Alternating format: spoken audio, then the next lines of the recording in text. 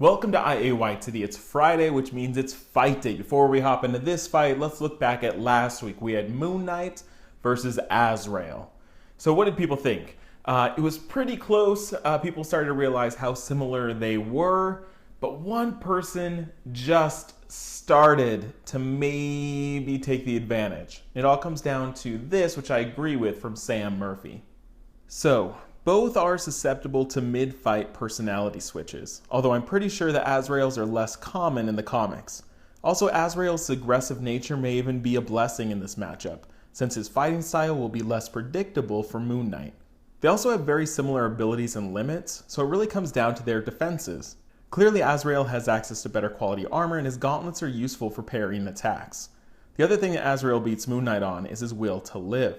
I doubt Moon Knight would consider blocking his attacks due to the absence of pain. Taskmaster said that he prefers not to mimic his style, as Moon Knight would, quote, much rather take a punch than block it. Therefore, I believe that having no evidence of Azrael's strength, Moon Knight would fall victim to his relentless attacks, which would be devastating even without him wielding a flaming sword. He probably wouldn't even realize if his head had toppled off his shoulders. So just barely it looks like Azrael takes the win, but both of them are still fascinating characters and they have a lot in common, so it was really cool to see these two face off. But that's not what we're here to talk about today. Today, let's dive into this new fight. And this week, we have an epic comic fight. And if this is the first time you've joined us for an epic comic fight, it's basically we take two characters that are cool on their own, but we equip them with something from either the other universe or something else from their comic universe that changes things. It mixes things up. So this week, we have Hawkgirl. I need to emphasize that because it sounds like I'm saying hot girl. Hawkgirl versus X-23. And on their own, X-23 would destroy her. But let's see what these variables add to the mix.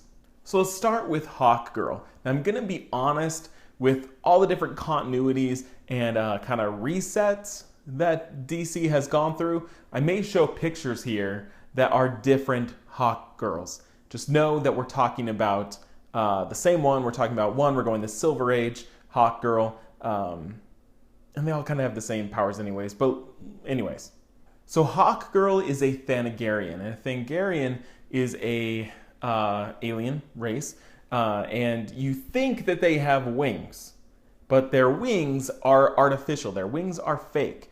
And so kind of the police officers of this world have these wings that allow them to control flight. What allows them to fly is something called the ninth metal, or it's actually spelled N-T-H, like nth, but we'll just say ninth metal, which kind of defies gravity and allows them to fly, and the wings allow them to control that a little better. These Thanagarians are also, they have kind of an accelerated healing, they're a little stronger, they're a little, their senses are a little better, they're kind of just amped up to a little bit, so they're a little above humans. Their lifetime is also incredibly longer than humans, so even though she may look like a 20-something or whatever, she's actually a senior citizen. Now, on her own, Hawkgirl wouldn't stand a chance. So, let's equip her with the Wakandan Black Panther armor. We've seen this worn by women before, such as Shuri, Black Panther's sister. So this armor is a vibranium mesh that is basically bulletproof, it is vibranium. It's the same as like Captain America's shield, so things are going to bounce off of it.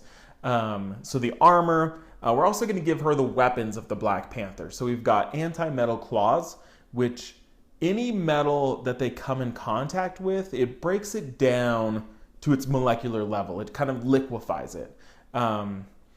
Which is super important in what we're about to discuss. So anti-metal, and then we have vibranium energy blades that can be thrown. So kind of, she has the whole arsenal and the armor, and then the artificial wings to fly around. So imagine that, Hawkgirl with the Black Panther armor. Now let's talk about her opponent, X-23. X-23 is a female clone of Wolverine, so a lot of her powers are very similar to his. So most notably an accelerated healing factor where she can lose a limb, she can lose arms, she can suffer massive, bullets, things that would do a lot of damage, and she regenerates very quickly from. She also has blades, so she has 2 claws and she has 1 claw on each foot that is, it's a bone claw, but it's coated in adamantium. Now, the rest of her body is not coated in adamantium. So that is the difference between her and Wolverine. For her, it's only the claws. She also has a lot of the same like tracking abilities that Wolverine has. So extreme vision, sense, smell. But a downside here is that she has kind of this trigger scent when she's after someone, she can go berserk. And so she might lose control, which is often seen as a negative, but here that aggressive nature might actually be an advantage. Since she was also created by the Weapon X program, she's trained kind of in black ops, assassinations, and kind of martial arts, and she is a living weapon.